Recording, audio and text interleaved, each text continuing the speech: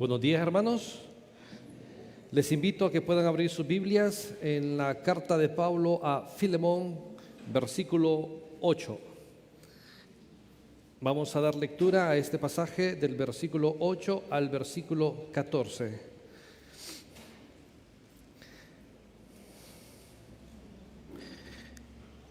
Carta del apóstol Pablo a Filemón, versículo 8 al versículo 14. ¿Lo tenemos, hermanos?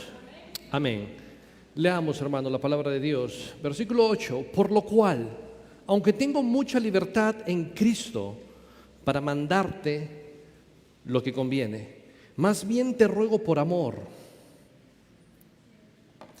Más bien te ruego por amor, siendo como soy, Pablo, ya anciano, y ahora además prisionero de Jesucristo. Te ruego por mi hijo Onésimo, a quien engendré en mis prisiones, el cual en otro tiempo te fue inútil, pero ahora a ti y a mí nos es útil, el cual vuelvo a enviarte. Tú pues recíbele como a mí mismo. Yo quisiera retenerle conmigo para que en lugar tuyo me sirviese en mis prisiones por el Evangelio. Pero nada quise hacer sin tu consentimiento, para que tu favor no fuese como de necesidad, sino voluntario. Oramos en esta mañana, hermanos. Dios eterno, gracias por este día que tú nos has dado, regalado. Gracias porque en este nuevo día tú nos abrazas con tu amor, misericordia, cada día, Dios. Y te agradecemos por tu misericordia para con nosotros en cada momento, Padre. Ayúdanos, Padre, a ser fieles a ti. Ayúdanos a entender tu palabra, Dios, para poder transformar nuestra vida conforme a tu voluntad expresada en tu palabra. En el nombre de Jesús. Amén. Ok, hermanos, hemos estado estudiando la carta de Pablo a Filemón, versículo 1 al versículo 3. Vimos básicamente tres elementos, y esos son el autor, Pablo, los destinatarios y el saludo de la carta, ¿verdad? Y que la vinculación que existe entre Pablo y los destinatarios es Cristo en realidad, ya que Pablo es un hijo de Dios, ha recibido la gracia de Dios, y por lo tanto también Filemón, Apia, Arquipo y la iglesia que se congregaba en la casa de Filemón son hijos de Dios, también han sido abrazados por la gracia de Dios, ¿verdad? Y como hijos de Dios, entonces tenemos que manifestar un elemento muy importante, que es el perdón. ¿Qué es el perdón? Cuando nosotros perdonamos, nos parecemos cada vez más a Dios, porque Dios es un Dios perdonador, como lo estudiamos anteriormente. Dios le gusta extender su perdón de manera gratuita a las personas, y por lo tanto nosotros, habiendo recibido ese perdón a través de la gracia y por medio de la gracia haber obtenido la paz para con Dios, entonces no hay excusa para que un hijo de Dios, un cristiano que ha recibido un perdón infinito, se niegue a perdonar las ofensas de los demás. De ahí estuvimos estudiando del versículo 4 al versículo 7, en donde se presenta el testimonio fiel, genuino de Filemón. Filemón es un hombre con un testimonio genuino, ¿verdad? Y ese testimonio es caracterizado por dos elementos que se manifiestan en este testimonio, y ese primer elemento es la fe que tiene para con el Señor Jesús, ¿verdad? Eso anuncia o afirma su genuina fe, su confianza depositada de manera plena y absoluta en Cristo. ¿Okay? Eso afirma que ha reconocido a Jesús como su Señor, su Salvador, y por lo tanto ha recibido el perdón del Señor Jesús. Nadie puede ser cristiano sin recibir el perdón del Señor. Y Filemón entonces ha recibido este perdón, y lo sabemos porque él tiene fe en el Señor, ha puesto su confianza, ha reconocido al Señor Jesús como su Señor y Salvador. Pero el segundo elemento que él tiene también es amor, ¿verdad? Como consecuencia de estar en Cristo, como consecuencia de tener fe en el Señor, entonces tiene amor para con todos los santos. Este amor es un amor, no es un sentimiento como afirmábamos la vez semana pasada, sino que simplemente es una decisión de amar, ¿verdad?, a los demás aunque no se lo merezcan. Y este es un amor que Dios demanda, porque Él nos ha amado así, y habiendo recibido este amor de Él, como claramente se desarrolla en la primera carta de Juan capítulo 3, tenemos que amar a los demás de esta misma manera.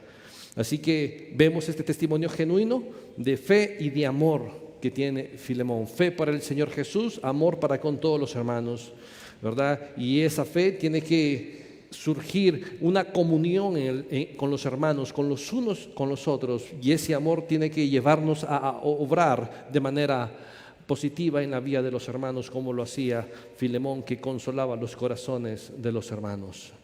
Y ahora vamos a estudiar versículo 8 al versículo 14, en donde vemos dos elementos en este párrafo, hermanos, dos elementos. Número uno, vemos un ruego que está basado en el amor, y eso lo vamos a ver básicamente del versículo 8 hasta el 11. Vemos un ruego que está basado en el amor y vemos un ruego por la reconciliación, ¿verdad? Entonces, observemos entonces el primer elemento, que sería un ruego que está basado en el amor. Y empezamos ahí en el versículo 8, observen su Biblia, y dice, por lo tanto, palabra clave, hermanos. Si la puedes subrayar, es una palabra muy importante en cómo abre el versículo 8, una palabra que nos obliga a recordar lo que Pablo ha dicho anteriormente, ¿verdad? Específicamente lo que ha dicho entre el versículo 4 y 7. Esta palabra nos obliga a recordar lo que Pablo ha dicho en estos versículos, porque va a servir como la base para lo que Pablo va a decir en continuación en los versículos, especialmente en el versículo 9. En este sentido, hermano, la expresión por lo cual sirve como una bisagra de puerta. Por un lado tenemos lo que previamente se ha dicho, ¿verdad? Y esto es el testimonio ejemplar de Filemón, ya que él tenía una fe genuina para el Señor Jesucristo, y lo que producía en él es un genuino amor para con todos los hermanos, cuyo amor se manifestaba en consolar los corazones de ellos. Sobre la base de esto, entonces, viene la petición del ruego de Pablo hacia Filemón, ¿verdad? Entonces, por lo cual es fundamentalmente importante, porque Pablo lo que está haciendo una conexión entre su testimonio, y en base a su testimonio le va a hacer una petición a él. En base a ese testimonio de fe genuina, de amor genuina, entonces le va a hacer esa petición.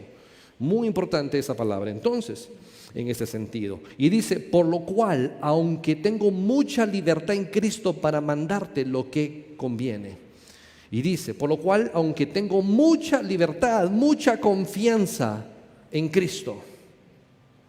Este versículo 8 enfatiza fuertemente la autoridad que el apóstol Pablo tiene sobre la iglesia. Es más, Pablo mismo afirma su autoridad apostólica.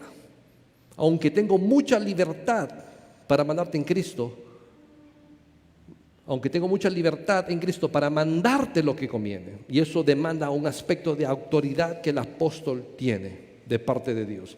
El apóstol Pablo, hermano, sabe que él está revestido con una autoridad de parte de Dios. La autoridad, obviamente, de Pablo no proviene de él mismo. Ninguno de nosotros tenemos autoridad en nosotros mismos, sino que toda autoridad que tenemos al final es una autoridad delegada de parte de Dios, ¿verdad? Y la autoridad que Pablo tiene es una autoridad delegada de parte de Dios. Está revestido con una autoridad de parte de Dios y que tiene todas las facultades entonces necesarias para ordenar, mandar, asignar. De hecho, la palabra que dice ahí, para mandarte, esa palabra, para mandarte, la palabra es muy fuerte, muy enfática, muy intensificada en la manera como Pablo la está usando ahí, ya que es una palabra compuesta. Por un lado, esta palabra tiene la idea de mandar, ordenar, disponer, establecer de manera exigente, de manera obligatoria a una persona. Es una orden contundente, es una orden en la cual Pablo está facultado para dar una orden y que esta orden se cumpla de manera inmediata. Y entonces demanda esa idea, pero también por otro lado la palabra sugiere que es una autoridad con la cual está revestida sobre las personas, sobre la iglesia y en este sentido sobre Filemón. Vemos una carga de autoridad de parte de Dios que Pablo tiene y que Pablo no está usando en esta carta. No la está usando, y eso es lo increíble, no lo está usando. Desde el versículo 1 Pablo rehúsa en usar en cierto sentido su autoridad, porque en la mayoría de las cartas Pablo viene y dice, Pablo, apóstol de Jesucristo. Eso marca la autoridad con la cual escribe a la iglesia, pero en esta carta, incluso en el versículo 1, Pablo habla de una manera diferente, diciendo, Pablo, prisionero de Jesucristo. Y en el versículo 8 vemos que no usa su autoridad, sobre la iglesia, no usa su autoridad para Filemón ordenarle lo que tiene que hacer él. En este sentido, Pablo basa la autoridad que le ha sido delegada a él para mandarle. Él podía mandar a la iglesia a hacer algo. Él podía mandar a la iglesia que hiciera lo que Dios dice en su escritura. Incluso Pablo tenía la autoridad de parte de Cristo para ordenarle de manera contundente a Filemón hacer lo bueno, hacer lo que conviene, como dice ahí en el versículo 8, hacer lo justo, hacer lo que es apropiado. Lo hermoso de esto, hermanos, es que el apóstol Pablo no usa su autoridad para lograr hacer que Filemón haga lo bueno. ¿Y qué es lo bueno aquí? La reconciliación, el perdón. No usa su autoridad para hacer esto. Si Pablo hubiese usado su autoridad, la carta habría sido más corta de lo que es.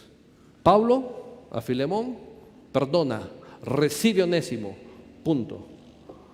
Ya, no, pero Pablo no hace eso, rehúsa hacer eso, ¿ok? Y eso es lo hermoso. Él pudiendo demandarle, tiene las facultades para hacerlo, pero él rehúsa eso.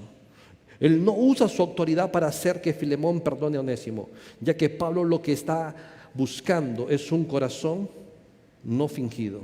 Es un amor que brota de un corazón no fingido. Y que muchas veces, hermanos, realmente no tenemos que hacer las cosas por una orden, por un mandato, sino que tenemos que hacer las cosas en base a nuestro testimonio, en base a nuestra fe, en base a nuestro amor, en obediencia a nuestro Dios, ¿verdad? Ya que Filemón en este sentido tiene un testimonio de amor y un testimonio de fe, y en base a este testimonio, entonces, para Pablo no es necesario demandarle lo que tiene que hacer, que es lo bueno, sino que en base a este amor, perdonar. Observe lo que dice primera carta de Pedro, capítulo 4, versículo 8. Brevemente, primera carta de Pedro, ahí casi al final de su Biblia. Primera carta de Pedro, capítulo 4, versículo 8 y 9. Y observe.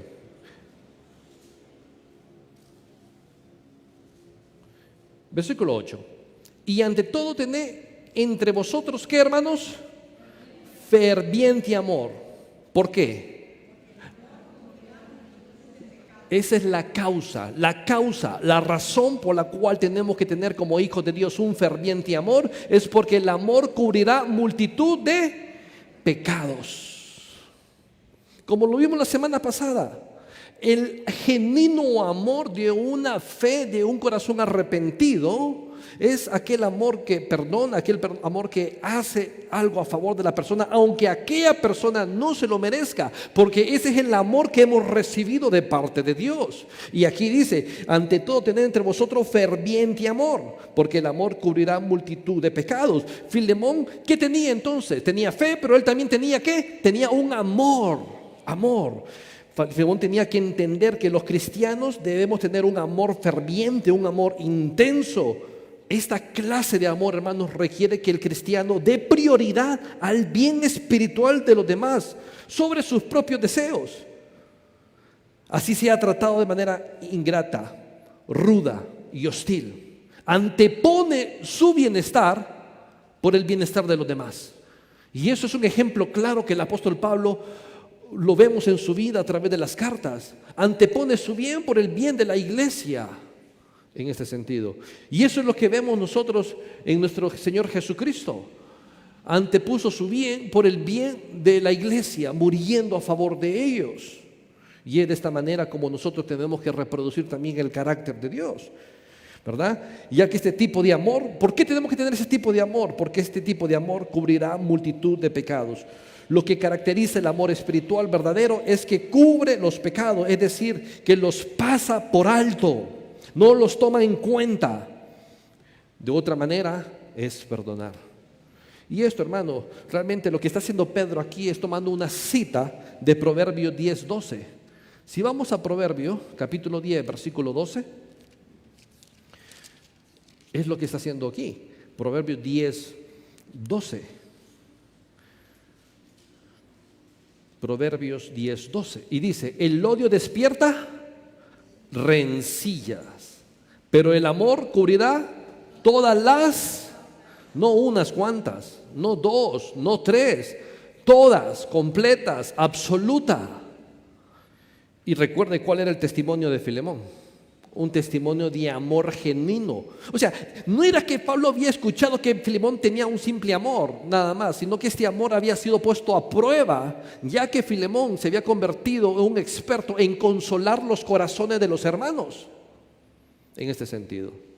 Por lo tanto, Filemón, dice Pablo, si tienes amor, entonces tienes que hacer pasar las faltas, tienes que perdonar. Y básicamente, de manera indirecta, eso es lo que Pablo le está diciendo a Filemón, como claramente lo vamos a ver en el versículo 9. Observe el versículo 9. Más bien te ruego por amor. Pablo dice, tengo toda la autoridad para mandarte, para pedirte, para exigirte, pero no la uso.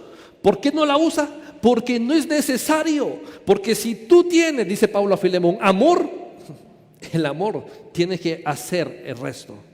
No es necesario, dice Pablo, usar mi autoridad en este sentido. El ruego, dice, más bien te ruego. Una mejor traducción sería por causa del amor. Por causa del amor. Por causa del amor. Y si la versión de la Biblia de las Américas traduce de una mejor manera eso, y dice, no obstante, por causa del amor, ¿qué? Te ruego. No es necesario una orden, no es necesario imponer una autoridad para hacer que una persona haga algo. Si esta persona es un genuino cristiano, y como genuino cristiano debe tener un genuino amor, por lo tanto, el amor tiene que llevarle a hacer lo que es bueno, hacer lo que es bueno. Como dice aquí entonces, por causa del amor. El ruego del apóstol Pablo es importante. Es un ruego, es una petición, es una solicitud. Pero Pablo está investido de toda autoridad. Pero lo importante aquí, hermano, es que la petición de Pablo a Filemón no le quita la autoridad que él tiene. El ruego, la petición, la solicitud que Pablo le hace a Filemón no suprime en lo absoluto su autoridad. La razón por la cual Pablo no le ordena a Filemón, es porque no lo necesita, sino que le ruega, porque sabe que en base al testimonio fiel va a hacer lo correcto. Pablo está sirviéndole a Filemón. Hermanos, Pablo, antes de ser un apóstol, es un siervo de Jesucristo. Y Pablo está sirviéndole a Filemón. No le está imponiendo una carga, no le está imponiendo nada. Le está sirviendo porque Pablo lo que quiere hacer es guiarle a hacer lo bueno, a hacer lo correcto, y esto es el perdón, esto es recibir a Onésimo. Entonces vemos aquí un hombre con autoridad de parte de Dios que no ordena, sino que ruega. Y aquí quiero hacer una pausa. Es importante esto, porque ¿cómo nosotros percibimos la autoridad? ¿Cuál es nuestro pensamiento o cosmovisión de cómo es una autoridad? Una persona que demanda. Incluso llega a ser una persona que demanda de manera violenta algunas cosas. ¿Ok? Eso vemos como autoridad muchas veces nosotros. Pero la autoridad vista desde el punto de vista bíblico no es de esta manera, hermanos. No es de esta manera. No es de esta manera. Entre más autoridad tenemos, más servimos. No es el que más autoridad tiene, más es servido él. No, si nosotros tenemos autoridad, entre más autoridad tenemos, más tenemos que servir a los demás. Más tenemos que servir a los demás. Y esposos, nosotros que somos hombres y estamos casados, tenemos esposas, tenemos autoridad de parte de Dios. Como lo dice claramente Efesios 5:23. Efesios 5:23 dice, porque el marido es que cabeza, no es que podría ser, no es que será, es de manera absoluta y completa. Y eso enfatiza la autoridad que Dios ha delegado en el hombre sobre su matrimonio. Es cabeza. Así que tenemos autoridad como esposos, pero que esta autoridad no nos sirva para oprimir a nuestras esposas, sino que nos sirva para servirla. a ella. Que nuestra autoridad no sirva para demandarle a ella, sino para servir a nuestras esposas, a los hijos, líderes de ICRE. Ustedes tienen autoridad delegada por parte de Dios. Usen su autoridad para servir a los hermanos que Dios ha puesto en sus manos, ya que nuestra visión de autoridad, hermanos, no es como la del mundo, sino que es como la de Cristo. Observe, Cristo, teniendo toda autoridad, sirvió a sus discípulos. ¿Cómo? Lavándole los pies. Juan 13.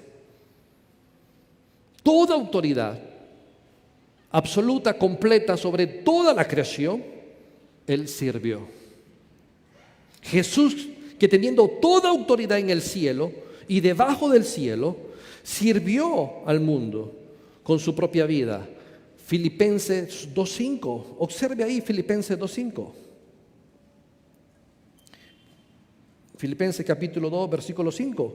Haya pues en vosotros este sentir que también hubo en Cristo Jesús, el cual, siendo en forma de Dios, no estimó el ser igual a Dios como cosa que aferrarse, sino que se despojó de sí mismo, tomando, ¿qué, hermanos? ¿De qué? Forma de siervo.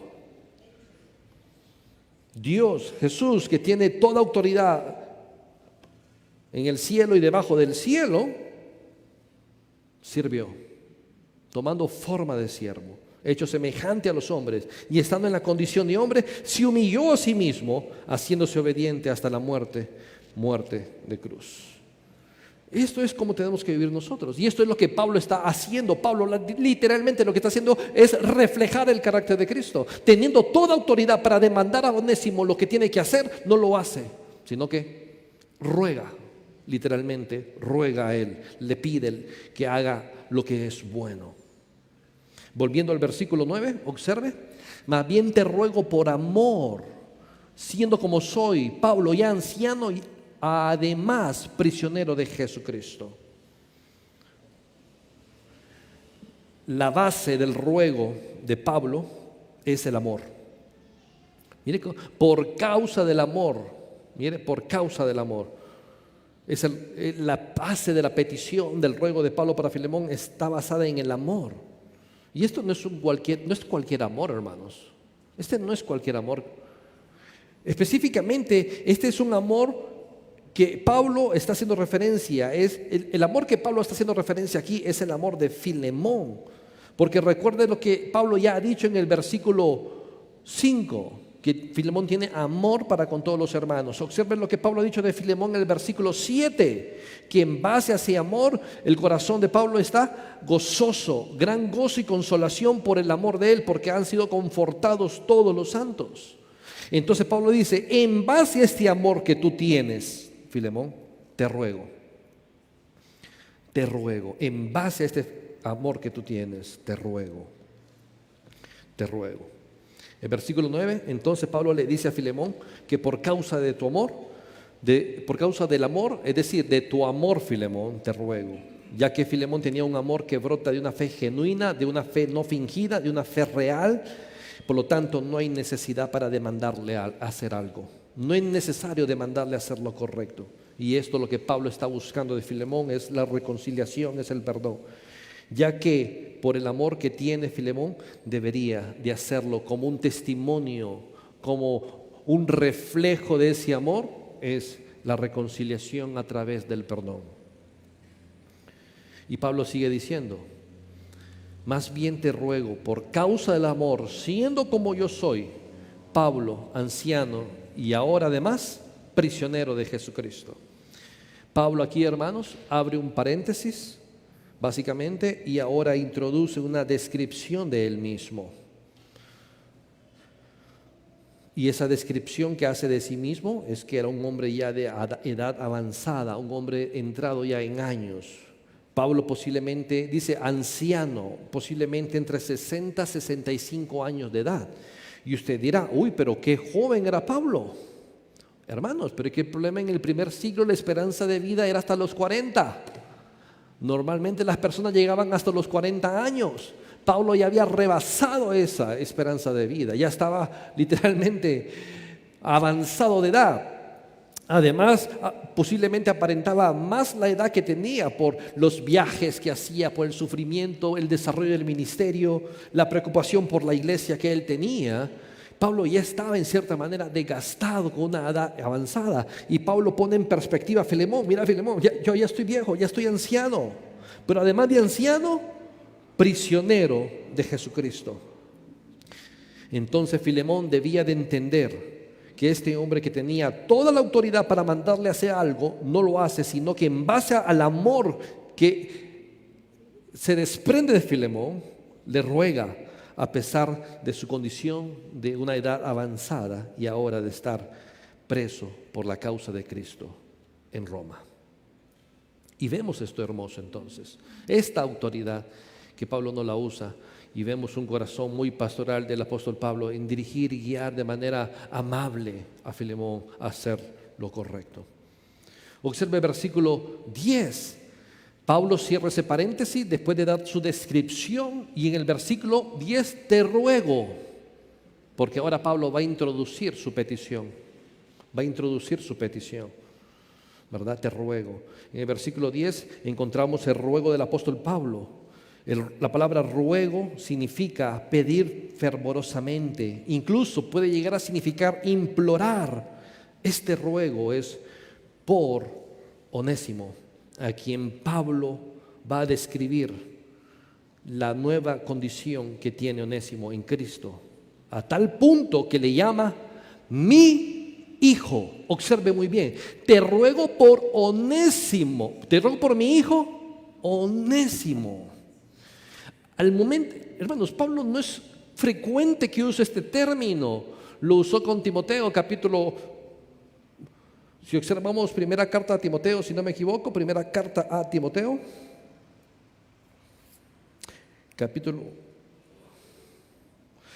1, versículo 2: a Timoteo, verdadero hijo en la fe. Con la única persona que Pablo hace esta descripción es de su discípulo amado Timoteo. Pero ahora, si observa en Filemón, capítulo 1, versículo 10, Pablo dice: te ruego por mi hijo. ¿Quién? Onésimo. Eso es increíble, hermanos. Eso es increíble. Recordando en lo que estaba pasando, la carta está siendo leída delante de toda la congregación, delante de los destinatarios, Apia, Arquipo, Filemón, y estaba Onésimo ahí. Y tenemos que imaginarnos esto, hermanos. Cuando Filemón escucha que Pablo dice que Onésimo es su hijo y que ruega, pide fervorosamente por él, el impacto que tuvo que haber provocado esto en Filemón, ¿verdad? Es increíble en este sentido. Entonces, mi hijo, esa expresión mi hijo, afirma la nueva condición de Filemón, que ahora Filemón es una nueva creación, es una nueva criatura, ya que lo describe como su hijo. Esto habla que pertenece a una nueva familia, y esta es la familia de la fe. Esto, por lo tanto, habla de la nueva condición que Onésimo tiene, ya que tiene una nueva vida por lo del término engendré. Observe lo que dice el versículo 10: te ruego por mi hijo Onésimo, a quien engendré en mis prisiones. Literalmente esto se puede decir como quien ha nacido de nuevo. Quien ha nacido de nuevo. Y entendemos básicamente que de manera soberana Dios llevó a Onésimo a donde Pablo estaba encarcelado, le predicó el evangelio, recibió a Cristo, ahora es una nueva criatura, ahora es una nueva persona, ha nacido de nuevo. Esa es la idea, ya que el término engendré significa muchas veces dar a luz una nueva vida. Esto habla de que Onésimo había llegado a la fe, había nacido de nuevo, ya que la palabra engendrar significa literalmente la mayoría de las veces nacer de nuevo. De hecho, esta es la misma palabra que Jesús usa en Juan 3:3. Observe rápidamente Juan 3:3, el Evangelio de Juan 3:3. Evangelio de Juan 3:3 dice, Pablo está con con Nicodemo. El Señor Jesús está con Nicodemo y le dice esto. Respondiendo Jesús le dijo, de cierto te digo, que el que no naciere de nuevo no puede ver el reino. Esa palabra naciere es la misma palabra que Pablo está usando de engendrar. Por lo tanto, en este sentido, el que no naciere de nuevo, el que no es engendrado de Dios, no puede ver el reino de Dios. Y Pablo lo que está afirmando aquí entonces, hermano, es que Onésimo es un hijo de Dios. Onésimo, aquí en Filemón, capítulo 1, versículo 10, es un hijo de Dios. Te ruego por mi hijo Onésimo, a quien engendré, quien ha nacido de nuevo. Y a este lo engendré en mis prisiones. Hay una nueva vida. Y recordando que la vieja vida de Onésimo era básicamente de ser un esclavo, era una persona que había robado literalmente a Filemón, pero ahora tiene una nueva vida en Cristo. Tiene una nueva vida en Cristo. Y Pablo le hace saber esto de manera muy clara a Filemón, de la nueva condición espiritual de la cual goza Onésimo. Esto habla, hermanos, entonces, de que Onésimo había llegado a la fe, había nacido de nuevo, había entonces dejado la vieja vida y ahora está en Cristo para agradarle. Observe lo que sigue diciendo el versículo. Te ruego por mi hijo Onésimo, a quien engendré en mis prisiones, versículo 11, el cual en otro tiempo te fue inútil, pero ahora a ti y a mí no es útil. No se nota mucho en el español, pero lo que Pablo está haciendo aquí es un juego de palabras, porque lo que significa la palabra onésimo es útil. Eso es lo que significa la palabra onésimo, significa útil. ¿Ok? El significado del nombre onésimo es útil. Entonces Pablo lo está diciendo, el cual en otro tiempo te era inútil, pero ahora a ti y ahora a mí, dice Pablo, nos es útil. Nos es útil. Entonces Pablo aquí está usando un juego de palabras, ya que el significado de onésimo es útil, pero en realidad onésimo durante toda su vida no lo había sido. Durante toda su vida no había sido útil, como dice Pablo, porque era inútil, porque te fue inútil. Durante toda la vida de Onésimo, durante todo el servicio que Onésimo dio a Filemón, no era útil, fue un inútil. Pero ahora Pablo está diciendo que en Cristo, ya que está en Cristo, ha nacido de nuevo, ha sido engendrado, ha recibido al Señor, ya no es más inútil, ahora es un útil.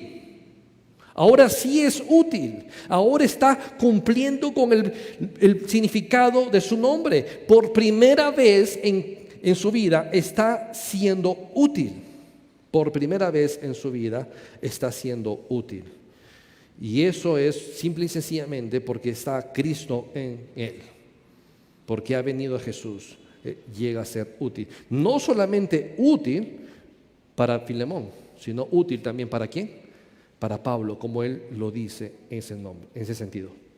Entonces, en ese sentido, hermanos, el nombre Onésimo refleja ahora su propio carácter que tiene en Cristo, ya que ha sido transformado por el poder del Evangelio. Onésimo ahora es una persona completamente diferente a la cual había conocido Filemón. Es una persona completamente diferente y eso es lo único que podemos ver nosotros aquí, hermanos. Lo que podemos observar aquí, precioso y hermoso, es el poder del Evangelio que cambia, transforma la vida de las personas. No hay nada más en esta tierra que cambie la vida de las personas como el Evangelio. Y Onésimo, habiendo recibido el Evangelio, es una persona completamente diferente, cambiada, a la cual Filemón conocía. Es una persona que está en Cristo y es una persona ahora que da un testimonio y es una persona que está dispuesta a ser responsable de sus actos a tal punto que está en la casa de Filemón, ahí, corriendo el riesgo de que Filemón no le perdone, le castigue por sus actos.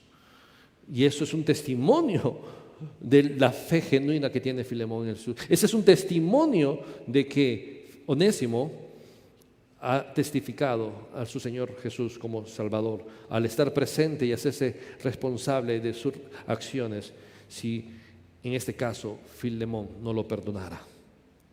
Tenemos esto. Entonces ahí vemos entonces el poder del Evangelio transformando a las personas, cambiando a las personas. Filemón no recibiría al mismo hombre malo, inútil, ladrón que le robó. Filemón ahora ya no recibiría a un esclavo que antes era útil, ya que había sido transformado por la gracia de Dios y ahora es útil para Pablo, para Filemón y útil para el Señor. Y entonces vemos, hermanos, hemos visto entonces en estos versículos un ruego que está basado en el amor. El fundamento de este ruego es el amor que Pablo le está pidiendo a Filemón hacer. Versículo 12 al 14 vamos a observar un ruego por la reconciliación, porque aquí Pablo habla acerca de lo que quiere que Filemón haga en relación a Onésimo. Observe versículo 12. El cual vuelvo a enviarte, tú pues recíbele como a mí mismo. ¿Ok? El cual vuelvo a enviarte, tú pues recíbelo como a mí mismo. Yo quisiera retenerle conmigo para que en lugar tuyo me sirviese en mis prisiones por el Evangelio, pero nada quise hacer sin tu consentimiento, para que tu favor no fuese como de necesidad, sino voluntario.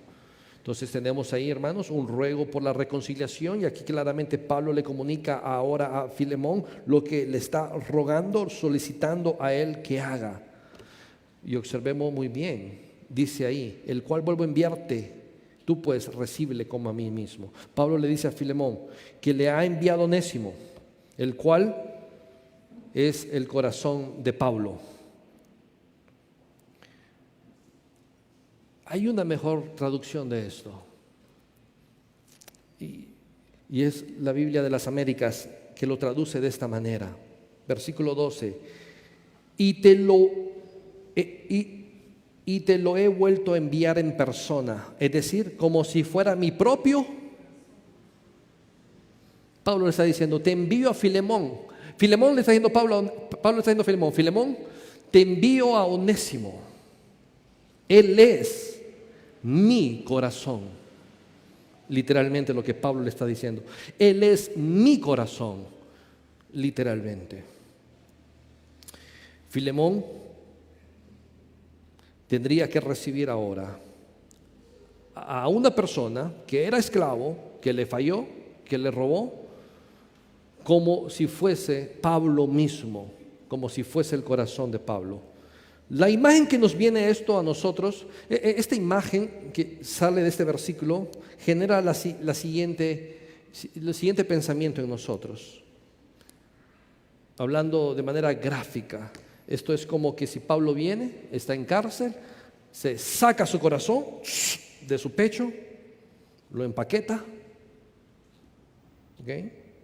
Va a rápido cargo o va a cargo expreso. Si es para Santa Bárbara que va el paquete, ¿a dónde lo manda? ¿Sí? Lo lleva en caja, se lo da a ellos para Filemón. Llega Filemón, recibe la caja de Pablo. Oh, el apóstol Pablo me mandó algo.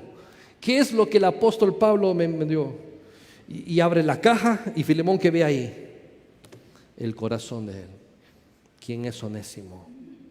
Y eso es increíble. ¿Cómo cree que Pablo desea que Filemón trate su corazón? ¿Cómo Pablo quiere que Filemón trate su corazón? ¿Quién es Onésimo? Con ternura, con cariño, con amor, con delicadeza. De esa manera, entonces Filemón tenía que recibir a Onésimo.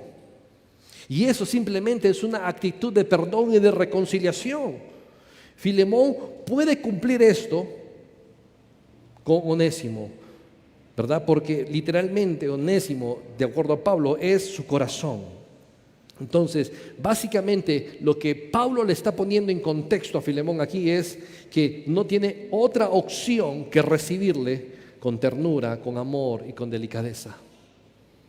De esa manera, de la misma manera en que Filemón recibiría a Pablo, de esa misma manera, Filemón tendrá que recibir ahora a Onésimo. ¿Se imagina? Por la palabra de Dios en Colosenses, sabemos que Pablo no visitó la iglesia de Colosenses, sino que la fundación de la iglesia de Colosenses fue por el efecto del ministerio en la zona de Éfeso. Pablo nunca había visitado a la iglesia de Colosenses, donde se encuentra Apia, Arquipo, Filemón, ahora Onésimo. Y se imagina que el apóstol Pablo por primera vez va a visitar a la iglesia, por primera vez va a visitar a la casa de Filemón. ¿Cómo lo recibiría? ¿Cómo lo recibiría? Con un banquete, con alegría, con gozo, con amor. Pero ahora así tiene que recibir entonces a aquella persona que le falló. ¿Quién es Onésimo? Como Pablo dice, ¿quién es mi corazón? De esta manera tiene que recibirlo. Observe muy bien, versículo 13 dice de la siguiente manera: yo quisiera retenerle conmigo para que en lugar tuyo me sirviese en mis prisiones por el evangelio. Yo quisiera retenerle conmigo. Y siendo sinceros, Pablo tenía toda la facultad, toda la autoridad para retener a Onésimo, en su prisión para que le sirviese. Pablo tenía todo el derecho, toda la autoridad para escribir una carta a Filemón y Filemón, ¿sabes qué? Por la gracia y soberanía de Dios, Onésimo ha venido acá, ha recibido el evangelio, es mi hijo, ha nacido de nuevo, es un nuevo hombre en Cristo, pero no te lo voy a enviar porque me es útil aquí en mis prisiones para que me sirva a mí. Pablo tenía todo el derecho de hacer esto, definitivamente. La gran pregunta es ¿por qué no lo hace? ¿Por qué entonces envía a Onésimo a Filemón? Y la razón fundamental por la cual Pablo hace esto es porque Pablo quiere que Filemón ejercite el perdón, ejercite la reconciliación a través del perdón. Y esto es muy importante porque en el mundo, el perdón en el mundo es de esta manera. El ofensor es el que tiene que buscar a quien ofendió. Y el ofendido, ¿cómo le dice el ofensor? De rodilla. No, de rodilla. Gánate mi perdón. Demuestra que estás arrepentido. Así somos nosotros. ¿Acaso usted no ha tenido alguna vez un conflicto con su familia, con un miembro de su familia? ¿Acaso no ha tenido un conflicto con un miembro de la iglesia? Y cuando usted entra por la puerta de la iglesia y ve al hermano que está aquí o la hermana, ¿qué hace? Se va por el otro lado. No que me busque, o sea, que él me tiene que buscar a mí. Él me ofendió. ¿Sí o no? Es así como reaccionan las personas en el mundo. Pero en Cristo no es así, hermanos. En Cristo, el ofendido busca al ofensor y le extiende el perdón de la misma manera como Cristo lo extendió a nosotros. De la misma manera. Observe la enseñanza de nuestro Señor Jesucristo en Mateo 5:23. Mateo 5:23. Mateo capítulo 5, versículo 23. Y dice de la siguiente manera. ¿Lo tenemos, hermanos? Dice Mateo 5:23. Por lo tanto, si traes tu ofrenda al altar y ahí te acuerdas que tu hermano tiene algo contra ti, o sea, no es que el que va a dar la ofrenda al altar tiene algo en contra de un hermano. No dice, si te acuerdas que tú tienes algo en contra de tu hermano. No. Es, si te acuerdas que tu hermano tiene algo en contra de ti, ¿qué debe de hacer? ¿Verdad? Por lo tanto, si traes tu ofrenda al altar y ahí te acuerdas de que tu hermano tiene algo contra ti, deja allí tu ofrenda delante del altar. Y anda, ¿y qué? Reconcíliate primero con tu hermano y entonces ve y presenta tu ofrenda. Es lo que Dios enseña. Jesús mismo enseñó esto. Jesús mismo enseña de que si hemos sido ofendidos, ¿qué tenemos que hacer? Buscar la reconciliación con nuestro hermano. El ofendido busca al ofensor y se pone en cuenta, resoluciona el problema, se perdonan, restituyen la relación. En este sentido, hermanos, es la manera como Cristo nos perdonó a nosotros. ¿Quién buscó a Cristo? ¿Nosotros o Él? Él nos buscó a nosotros. Él vino en pos de nosotros. Él vino al mundo. Nadie de nosotros busca a Dios. Nadie de nosotros tenía esa capacidad de venir a Dios y pedirle perdón. Dios mismo vino a nosotros y nos sirvió, como vimos en Filipenses capítulo 5 en adelante. Se hizo siervo y ofreció su perdón a través del sacrificio de la cruz. Como dice Efesios capítulo 4, rápidamente, Efesios capítulo 4, hermanos, versículo 31, si no me equivoco. Tenemos que tener esto en mente cuando tenemos que perdonar nosotros. Efesios capítulo 4, versículo 32. Antes sed benignos unos con otros, misericordiosos, perdonándonos unos a otros como también Dios os perdonó a vosotros en... Dios nos perdonó a nosotros en Cristo. No nos pidió nada. Él vino en pos de nosotros, vino a buscar lo que se había perdido. ¿Ok? Y nos perdonó a nosotros. Y es de esa manera entonces como tenemos que perdonar nosotros, en ese sentido. Hermano, si usted obliga a las personas a que gane su perdón, no está reflejando el Evangelio. Esto es vivir en el Evangelio, hermano. El Evangelio no solo es un concepto, el Evangelio es un estilo de vida.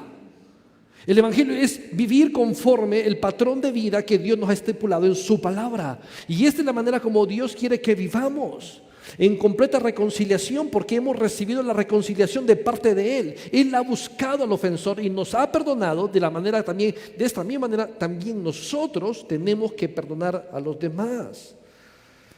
Así que si estamos obligando a las personas a ganar su perdón, no estamos reflejando el Evangelio de Cristo, ya que el Evangelio de Cristo ofrece, regala su perdón de manera gratuita, lo ha extendido. Cristo no fue clavado en la cruz por algunos. Es su sacrificio potencialmente para todos, pero no todos vendrán a Él. Claro ejemplo, cuando estaban los dos ladrones en la cruz, solo uno, pero el sacrificio fue hecho en la cruz del Calvario. ¿Ok? Entonces no podemos nosotros hacer menos que esto en el perdón, y es por eso entonces que Pablo le dice, pero versículo 14, pero nada quise hacer sin tu consentimiento, para que tu favor no fuese como de necesidad, sino voluntario. Es decir, habiendo perdonado a Onésimo, si tú quieres regresármelo para que me sirva, está bien, pero no voy a hacer uso de mi autoridad para hacer que me sirva. Reconcíliate, recíbele como a mí mismo, y si es en tu voluntad que lo envíes otra vez, hazlo, básicamente. Entonces, hermanos, vemos aquí una preciosa reflexión sobre un ruego basado en el amor y un ruego que pide, que exige reconciliación. De manera tal que Pablo no deja nada en el aire para que Filemón entienda cuál es su actitud, la actitud que debe tomar con respecto a Onésimo, y es extenderle su perdón de manera gratuita, de la misma manera como Dios lo hizo en nosotros a través de Cristo Jesús. Hermanos, posiblemente la ofensa que haya recibido Filemón haya sido grave, pero no hay ofensa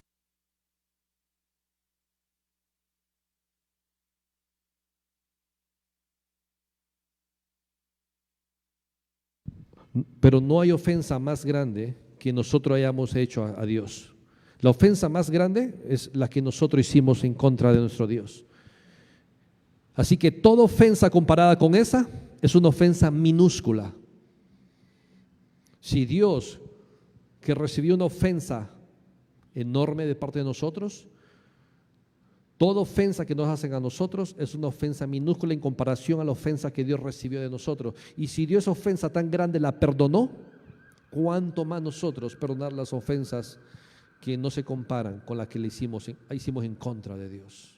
En este sentido, tenemos que estar abiertos a perdonar, tenemos que estar dispuestos, prestos a perdonar a los demás. Hermanos, reflexionemos. ¿Cuántas veces generamos conflictos por cosas que no son ni de peso? ¿Cuántas veces generamos conflictos con nuestros hermanos por cosas que ni lo merecen? Por inmadurez, por niñería, por cosas que de verdad que no son nada, hermanos. Y entramos, es que no me saludó, es que escuché que estaba hablando mal de mí. Escuchó que está hablando mal de usted. ¿Qué debe hacer? Hermana, te perdono. Te perdono. Hermano, te perdono. Si estás hablando algo mal de mí es porque quizás algo hice yo malo. Perdóname tú también. Pero ¿qué es lo que hacemos cuando escuchamos esto? Se lo cuenta a todo mundo y se genera un conflicto más enorme sin necesidad de lo que debería de haber sido resuelto de manera inmediata. Y eso habla muchas veces de nuestra inmadurez en el Señor, en cómo tenemos que enfrentar las situaciones de la vida.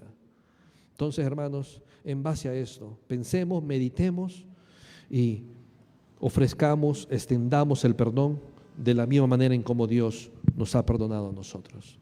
Amén. Si nos ponemos de pie en esta preciosa mañana.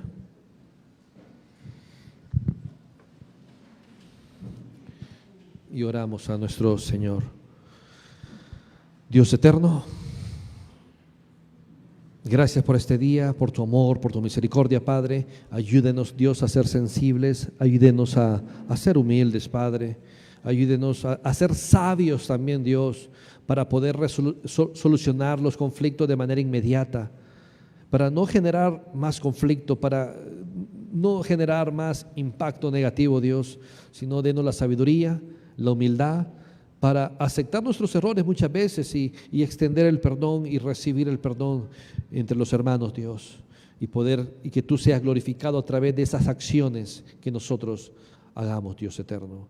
Danos esa sabiduría, esa humildad, danos la fuerza, Dios, para poder actuar de la manera apropiada en nuestras relaciones con nuestros hermanos, y que el perdón reine, Dios, en nuestras relaciones.